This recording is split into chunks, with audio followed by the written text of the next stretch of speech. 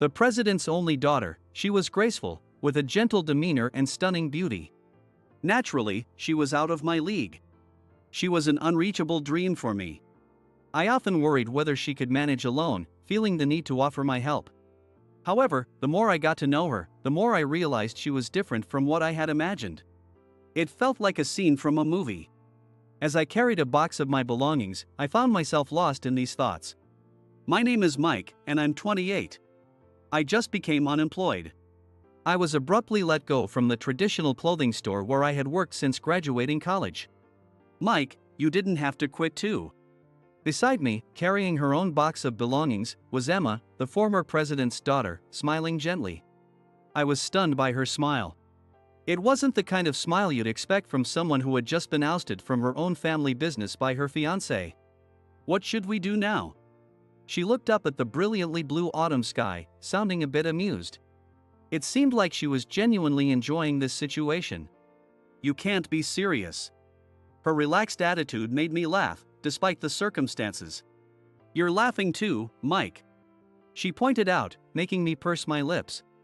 I had to stay strong, otherwise, she'd be lost. The weight of responsibility pressed down on my shoulders. When I secured a job at the prestigious clothing store, my parents were thrilled, seeing it as a guarantee of stability. That's how reputable and solid this company was in our community. I joined the company with the determination to excel as a professional. But that determination faded within a week. It wasn't because the work was hard. I just couldn't fit into the company culture. Everyone else there had been hired through connections. There were competent employees, but many treated the job as a placeholder. It was up to us lower-tier workers to pick up the slack. Longtime employees would complain during drinks that things weren't always this way. They said the company culture shifted drastically after the previous president handed it over to his successor. The president, when I joined, Emma's father, was known for his authoritarian style. Rumor had it he even decided on Emma's fiancé by himself. For some reason, he believed this man was the only one fit to take over and brought him into the company as Emma's fiancé. Upon their engagement, Emma's father stepped down, and Emma and her fiancé, Brian, were set to run the company together. Maybe he wanted Brian to learn the ropes quickly. My initial impression of Emma was that she was gentle and mild. I wondered if she could handle being a president. With the capable Brian supporting her as a co-president, the company maintained its performance. Recently, Emma's father passed away. He had cancer. He likely expedited the leadership transition because he knew his time was limited. Not long after his funeral, Brian turned on Emma's family. He completely took over the company. I wasn't told the details, but a shareholders' meeting resulted in Emma's resignation, effectively ousting her. Some employees resisted this decision, but Brian overpowered them. Some were bought off with money, while others were promised promotions. From the beginning, I sided with Emma. As Emma's secretary, I especially couldn't forgive Brian for what he did. When I continued protesting, I was swiftly thrown out of the company. So, Emma and I found ourselves out in the cold. Emma had no siblings, and her mother passed away early. Her father was her only family. Brian took the house too, so we need to find a place to sleep first. What? He took your house too? I was genuinely shocked and couldn't help but exclaim. Emma nodded yes casually as if it were nothing. Brian is thorough in everything he does. He must have his reasons. Her nonchalant tone made me even more anxious. I wondered how she planned to live from now on. I felt like crying. I will follow you, Ms. Johnson. Before I realized it, I had declared it boldly. Emma looked a bit surprised but then smiled and thanked me. Anyway, let's decide on a place to live. Mike, let's take a break. Let's go to a southern island and relax for a bit, then think about what to do next. Emma started walking ahead of me. I hurried to catch up with her. She walked with a light step, seeming sure of herself. So what happened next? For 1 week and 3 days, we spent time at an island abroad, doing nothing in particular. We really did nothing, just relaxed. We got up whenever we felt like it, enjoyed reading, snorkeling, and diving. Our severance pay, which felt like hush money, was quickly deposited, so we didn't have to worry about money during our stay. It was more relaxing than a summer vacation in elementary school. After 1 week and 3 days of relaxation, Emma, looking ready, said, "Shall we go back to the US?" Seeing her expression, I understood that she had reset and recharged. "Let's start something fun. You'll come with me, right, Mike?" When she asked again, I firmly replied, "Of course." Upon returning, Emma began acting decisively, almost like a different person. "I've thought about it a lot, and I believe the work I can do is related to clothes. I want to offer clothes that younger people can enjoy more easily."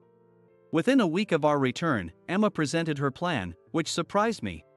"I've already found a place for the store. We'll need to do some remodeling, but it's a wonderful location." I couldn't imagine what Emma meant by new clothes. However, she seemed to have a clear vision. "I want you to make the final decision, Mike," she said, pulling an old key out of her bag. I had always thought she couldn't do anything without me. It turned out I was the one who was mistaken. I felt a bit left behind, like parents whose child had moved on without them. "I'm sorry for deciding without you." Since I didn't respond right away, she seemed to think I was angry. Her eyebrows were furrowed in a worried expression. "There's nothing to apologize for. I'm just surprised you found a place on your own." There was no point in hiding my feelings now. I honestly conveyed how I felt. She smiled, looking somewhat relieved. Her smile looked a bit proud. "I worked hard to surprise you, Mike." I was surprised when she told me she had planned from the beginning to find the store location herself, to prove she could handle it. She wanted to show me she was capable. People grow through their circumstances. I felt that keenly. Seeing my surprise, Emma smiled brightly. She grabbed my arm lightly and said, "I can't wait to show you." My heart skipped a beat when she touched me. Apart from accidental brushes, she had never touched me intentionally before. Maybe she felt closer to me now. We walked side by side, her hand still on my arm. To an outsider, we might have looked like a couple. I had always been attracted to her. I remember being mesmerized when I first saw her in the hallway after joining the company, thinking I had never seen someone so beautiful. Her gentle demeanor left a lasting impression. Soon after, I learned about her fiancé, and my budding feelings were quickly dashed. I was likely chosen as her secretary because I was seen as the least threatening person in the company. Currently, she has been broken off from her fiancé, had her family business, which had been around since her great-grandfather's time, taken over. And, to put it bluntly, is out on the street. I couldn't help but think that maybe she would now accept my feelings. "I've arranged everything so that we can sign the contract right after you see the building." Apparently, the contract was on hold, awaiting my approval. I was touched by how much she valued my opinion. I needed to make the right decision. If it wasn't suitable, I would say so clearly. I told myself this. Feeling the responsibility, I realized she had chosen me as her new business partner. She led me to an old 3-story Western-style building tucked away in a quiet alley off a main street. The gates were ornate, and the building had a distinct atmosphere. It used to be a sewing school. The interior has a blend of Eastern and Western styles. It has a nostalgic charm that I really liked. Looking up from the entrance, I saw a high ceiling with a chandelier. While it needed some renovation, I felt it could work. Starting a new clothes venture in a former sewing school seemed fitting. "You've found a wonderful place. It matches your concept perfectly, and the atmosphere is just right," I said, looking up at the chandelier in the high ceiling, a bit excited. Emma, who had been looking a bit worried, seemed relieved by my words. "Then, let's start our new business here," Emma said with a clap of her hands and a smile. Upon further discussion, I learned that this property was not for rent but for sale. Emma had actually bought this building. I planned to live on the top floor. Having been ousted from her home by her fiancé and living in hotels, finding a permanent place to live was a top priority for her. It would be best to hire a reliable contractor for the store section downstairs. Renovating the third floor for her living space would require a significant amount of money. I mentally calculated the expenses. I planned to do the renovations myself for my living space. "Really?" I responded, surprised. Emma, who had never lifted anything heavier than a pencil, tackling DIY was quite a surprise. "I bought this property, so funds are tight. I want to do what I can by myself." Seeing her determination brought tears to my eyes. The refined Emma taking on DIY by herself was unexpected. What are you talking about? Of course, I'll help you with everything. I raised my hand enthusiastically. Honestly, I'm clumsy. I've never done DIY before. But the thought of another man coming to help her was unbearable. So, we dedicated ourselves to the DIY work for her living space while also preparing the store's interior and opening. It was a hectic schedule, but I didn't feel tired. Maybe I was running on adrenaline. We worked tirelessly towards realizing her vision of new clothes. We searched for young textile artists, contacted several, and met with some. Some were unknown newcomers. Emma presented to each one meticulously, convincing them to collaborate. During her presentations, I had no role. I couldn't believe how competent she was at her job. I just watched in awe as Emma gave her presentations with such vitality. As she grew more and more radiant, I felt the need to keep up. I reached out to social media influencers, seeking their opinions and asking for their cooperation. We started from scratch, and it felt like we needed multiple bodies to keep up. We contacted clothes designers and dyers we had previously worked with, but they all declined. Apparently, her ex-fiancé had caught wind of our new venture. We relaxed on the southern island to make him believe we weren't serious about working. The vacation was to mislead her fiancé. She wanted him to think we had no intention of working. But this was expected. Brian never wanted me to work.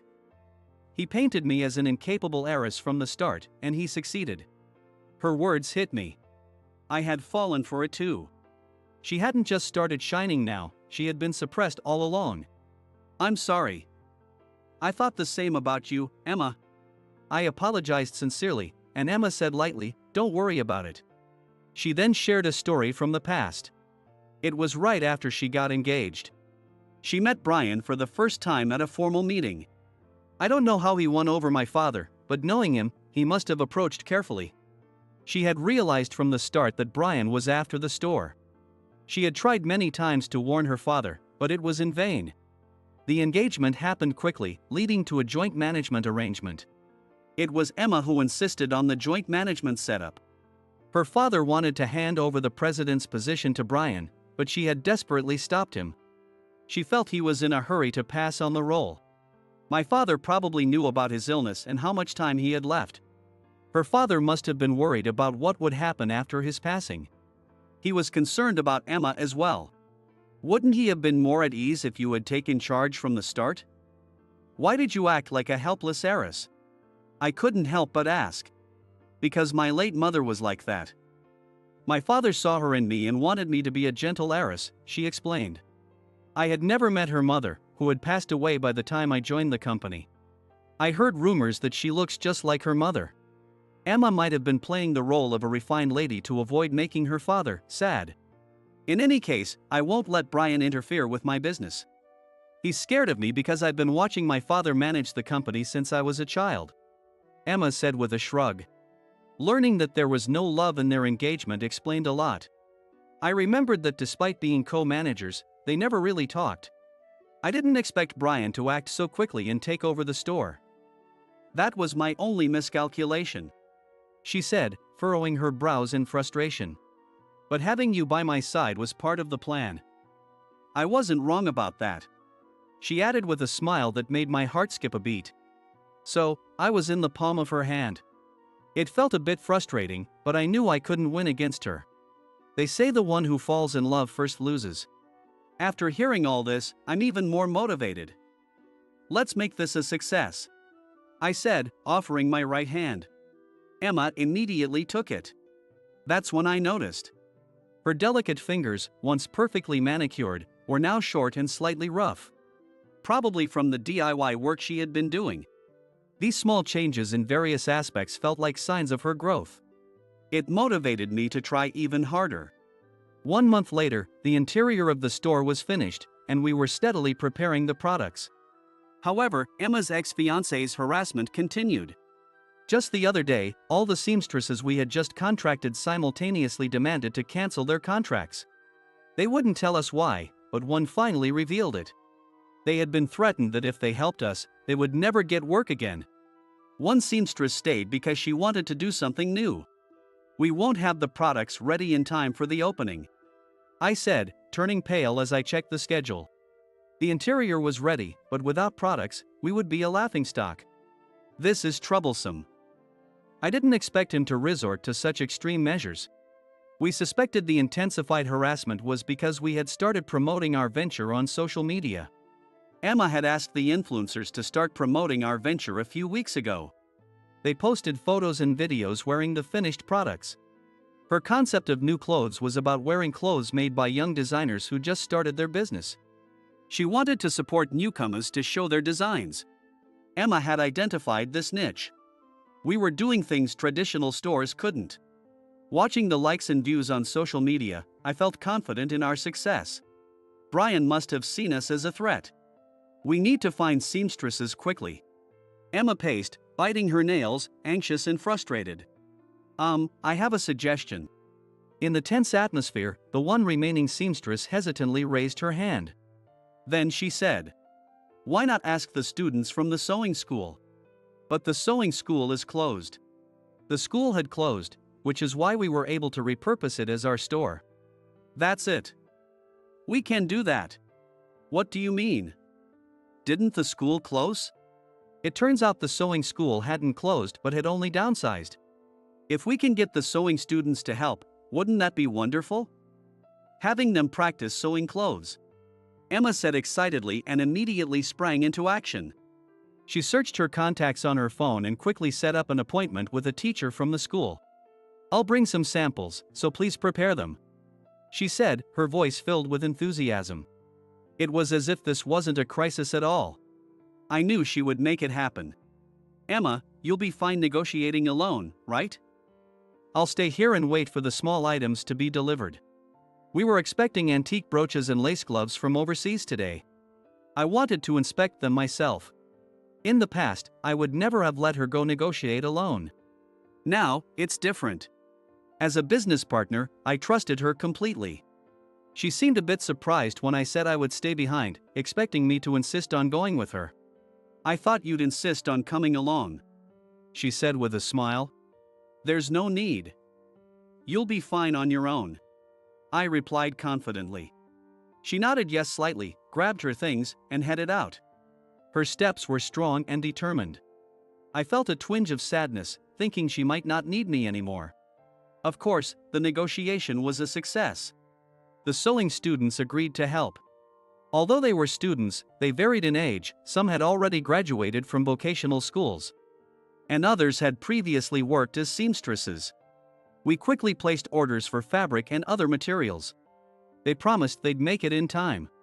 Emma said, taking my hand and smiling happily. "I'm glad. I knew you could handle it alone," I said, but I felt conflicted. I began to wonder if I was becoming unnecessary.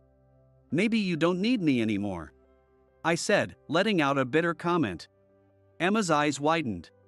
Her large eyes, which were already large enough, seemed ready to overflow.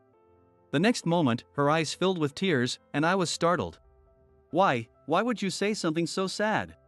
she asked, tears streaming down her face, still holding my hand. Even while crying, she looked beautiful, and I was captivated, unable to speak. "Don't you understand why I'm working so hard?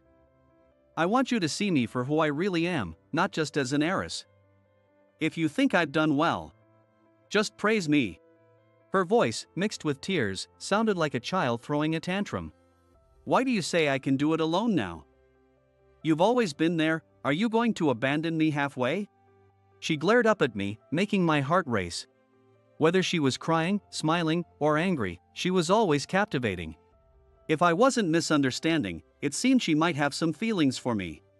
"I followed you partly because I had some selfish feelings. You were always out of my reach, but I wanted to be near you as much as possible," I confessed honestly. "There's no point in pretending, otherwise it would be exposed quickly." So, I decided to be honest with her.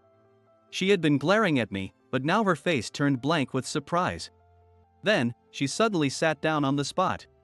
I hurried to her side. "What's wrong? Are you feeling faint? Sleep deprived?" She looked up at me absently. "Are you okay?" I asked again, and she grabbed my shirt with her slender arm. I leaned forward, kneeling next to her. Do you mean you like me when you say selfish feelings? She asked, tilting her head, and I swallowed hard. Her eyes were serious, with a glimmer of vulnerability. I've always liked you. Otherwise, I wouldn't have quit with you. I confessed, feeling a weight lift off my shoulders. The next moment, something soft hugged me tightly. It took me a few seconds to realize it was Emma. A few months ago, I would have thought this was a dream. The situation was so surreal that my mind was in chaos. I've always liked you too. I've always loved your kind and gentle nature, Mike. She confessed, and it felt like a dream. Even on the southern island, you were so gentlemanly that I thought you weren't interested. I kept wondering how to get your attention. I felt like laughing at our ridiculous misunderstanding. If either of us had confessed earlier, we wouldn't have taken such a roundabout way. That night, we laughed about our misunderstandings and vowed never to be apart. Years later, I found myself pacing nervously in a hospital hallway. The day after we opened our new store, Emma and I got married. Our new clothes line was a hit with the younger generation, and the business was thriving. We hired more seamstresses and staff. We had promised to tackle everything together, but now I could only pace helplessly. Emma was bravely giving birth to our new child. The next moment, I heard a healthy cry echoing down the hallway. I sat down in relief. A nurse came out and said, "Both mother and baby are doing well." I could hear our baby's strong cries. A powerful, healthy voice. I couldn't stop crying at the birth of our new family member. With another great happiness in my life, I felt like the luckiest man in the world.